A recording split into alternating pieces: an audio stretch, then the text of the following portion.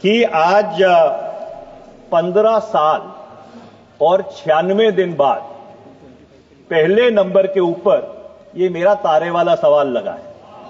आखिरी बारी 10 दिसंबर 2009 को क्वेश्चन नंबर 1, इससे जो 2 लोकसभा पहले थी उसमें लगा था। तो मैं कभी कभी ये सोचता हूं कि अगर इस सदन की संख्या बढ़ गई तो शायद ये सवाल 15 साल की जगह फिर 30 साल में लगना शुरू हो जाएगा।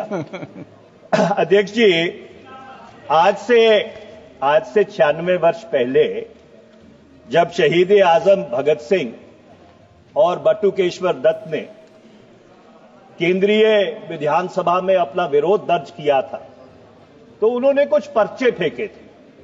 उस पर्चे को रेड पैम्फलेट कहते हैं। उस पर्चे की कुछ प्रतिलिपियां और उनका कुछ निजी सामान जो सार्वजनिक खबरें हैं उसके अनुसार अभी भी पार्लियामेंट स्टेशन के पुलिस स्टेशन के मालखाने में पड़ा है। अब सरकार की तरफ से यह जवाब आया है कि ऐसा नहीं है।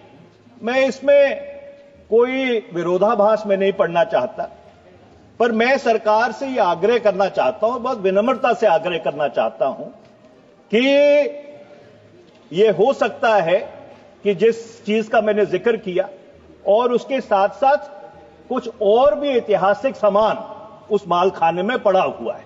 मेरा सरकार से यह आग्रह है कि इसको एक बारी दोबारा से गंभीरता से दिखवा लें, क्योंकि भारत की विरासत से, हमारे स्वतंत्रता संग्राम के इतिहास से ये जुड़ी हुई बहुत ही एक अटूट पहलू है। ये मेरा पहला मेरा दूसरा सप्लीमेंट्री ये है कि इंडिया ऑफिस लाइब्रेरी लंदन में और ब्रिटिश म्यूजियम में 1607 ऐसे पर्चे हैं जो 1901 से लेकर 1947 तक उन पे जो साम्राज्यवादी सरकार थी उसने प्रतिबंध लगाया है। ये जो पर्चे हैं, पैम्फलेट्स, इसमें अधिकतर अखिल भारतीय कांग्रेस कमेटी के पैम्फलेट्स हैं और ये 2017 में ही डिक्लासिफाई हुए, 17-18 में।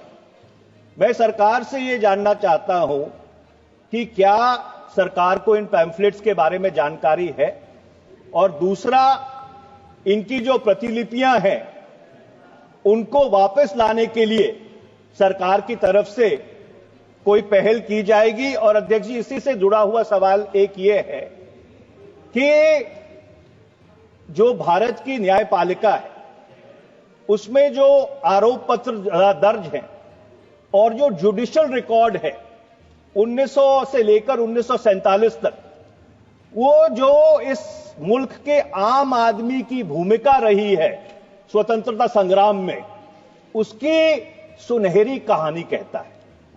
मैं सरकार से यह पूछना चाहता हूं, क्या सरकार के पास ऐसी कोई योजना है, कोई सरकार ऐसा प्रोजेक्ट बनाएगी कि ये जो आरोप पत्र है, जो जुडिशियल रिकॉर्ड है, जो स्कैटर्ड पड़ा है पूरे देश में, इसको इकट्ठा करके, उसको कैटलॉग करके, जो आम आदमी की भूमिका रही है भारत के स्वतंत्रता संग्राम में, क्या उसकी कहानी इस देश के सामने रखेंगे?